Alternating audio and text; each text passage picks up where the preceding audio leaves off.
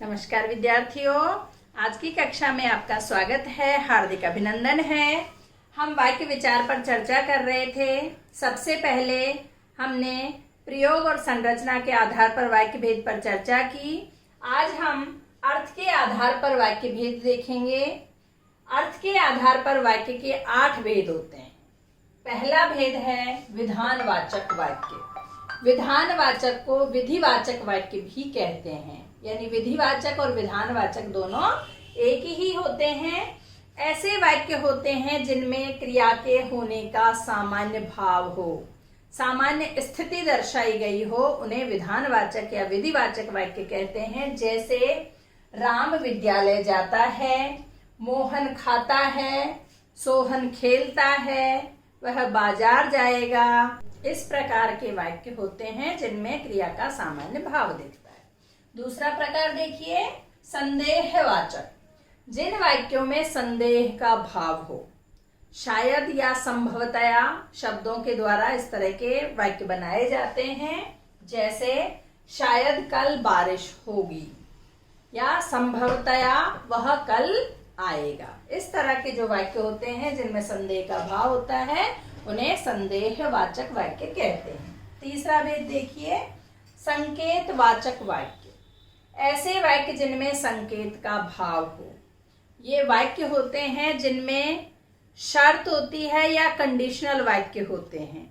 ये वाक्य या तो भूतकाल के होंगे या फिर भविष्यकाल के होंगे, वर्तमान काल से संबंधित ये वाक्य नहीं होते हैं। जैसे यदि पढ़ोगे तो सफल हो जाओगे, फ्यूचर का वाक्य है। ये फ्यूचर को लेकर के सेंटेंस बनाया गया है कि यदि पढ़ाई करोगे तो सफल हो जाओगे, यदि बारिश होगी तो फसल अच्छी होगी, या यदि बारिश होती तो फसल अच्छी होती। पास्ट का भी हो सकता है और फ्यूचर का भी हो सकता है।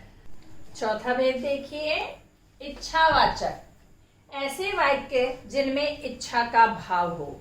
अब इच्छा सकारात्मक भी हो सकती है और नकारात्मक भी हो सकती है, यानी दुआ आशीर्वाद भी हो सकता है या बद्दुआ गाली और श्राप भी हो सकता है। जैसे मेरी इच्छा है कि तुम पढ़ लिख कर अच्छे इंसान बनो, या फिर आशीर्वाद देने के लिए यशस्वी भव तथास्तु, तुम्हारा भविष्य उज्जवल हो, भगवान आपको लंबी उम्र दे। और बद्दुआ में जैसे मैं चाहता हूं या ईश्वर करे तुम कुत्ते की मौत मरो, तो ये बद्दुआ हो गई, गाली हो गई। तो इसमें सकारात्मक और नकारात्मक दोनों चीजें आती हैं, यानी आशीर्वाद, श्राप, बद्दुआ, गाली आदि। पांचवा वाक्य देखिए, आज्ञावाचक। ऐसे वाक्य जिनमें आदेश का भाव हो, जिसमें आदेश दिया जा रहा हो, आज्ञा दी जा रही हो। जैसे बेटा मुझे पानी पिलाओ, इधर आओ, उधर बैठ जाओ आदि। इस तरह के वाक्य होते हैं जिनमें आज्ञा या आदेश का भाव होता है। छठा भेद देखिए, निषेधवाचक भी कह सकते हैं और निषेधात्मक वाक्य भी कह सकते हैं, यानी इनमें निषेध करने का या मना करने का भाव होता है। ऐसे वाक्य जिनमें मनाही का भाव हो। जैसे यहाँ थूकना मना है, धूम्रपान निषेध है, राम ने खाना नहीं खाया है, शोर मत मचाओ। तो देखिए शब्द क्या क्या है, मना, निषेध, नहीं, मत आदि। इस तरह के शब्दों से निषेधात्मक वाक्य बनते हैं या निषेध का पता चलता है। सातवां भेद देखिए, प्रश्नवाचक। ऐसे वाक्य जिनमें प्रश्न पूछने का भाव हो। जैसा कि आप जानते हैं 6 ककार होते हैं, WH वर्ड जिन्हें कहते हैं अंग्रेजी में, क्या, क्यों, किसने, किससे, कैसे, किसका वगैरह वगैरह।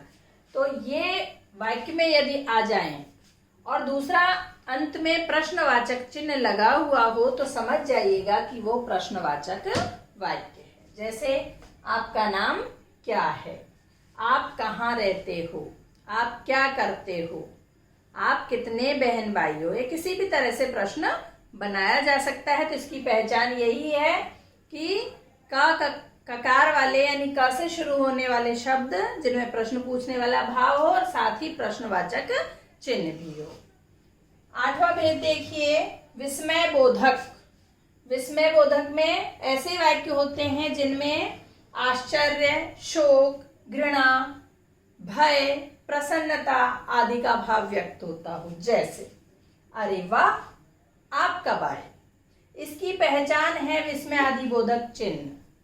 यदि वाक्य में कहीं भी आपको विस्मय आदि बोधक चिन्ह दिख जाता है तो आप समझ जाइएगा कि ये विस्मय बोधक वाक्य है, क्योंकि यह चिन्ह और इसके साथ आने वाला जो भी पद होता है, जो भी शब्द होता है, वाक्य के शुरुआत में आता है। ये इसकी पहचान होती है।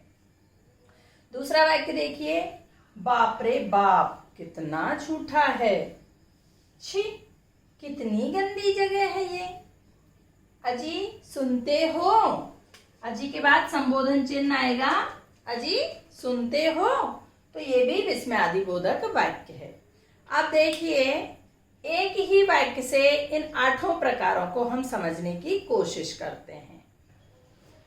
वाक्य है राम पढ़ता है। सरल वाक्य है जिसमें सामान्य क्रिया होने का भाव है। पढ़ाई करता है, ये सामान्य क्रिया है इसकी। राम पढ़ता है, इसको विधिवाचक या विधानवाचक वाक्य कहेंगे। दूसरा वाक्य इसी से बनाया गया है, शायद राम पढ़ रहा हो। शायद संदेह का भाव है इसमें।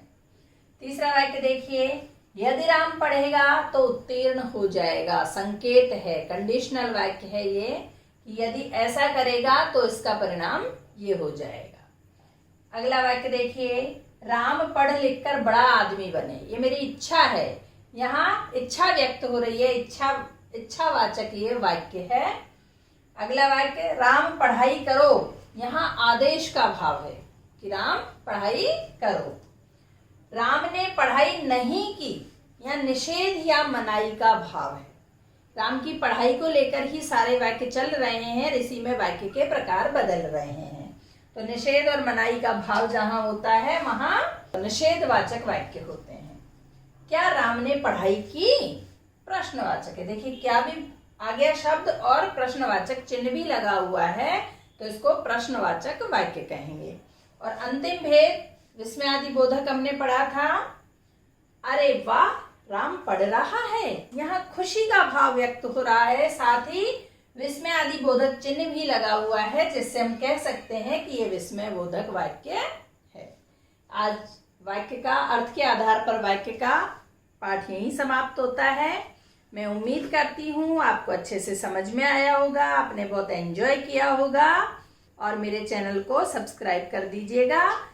वीडियो अच्छा लगे तो लाइक, शेयर और कमेंट कीजिएगा। धन्यवाद।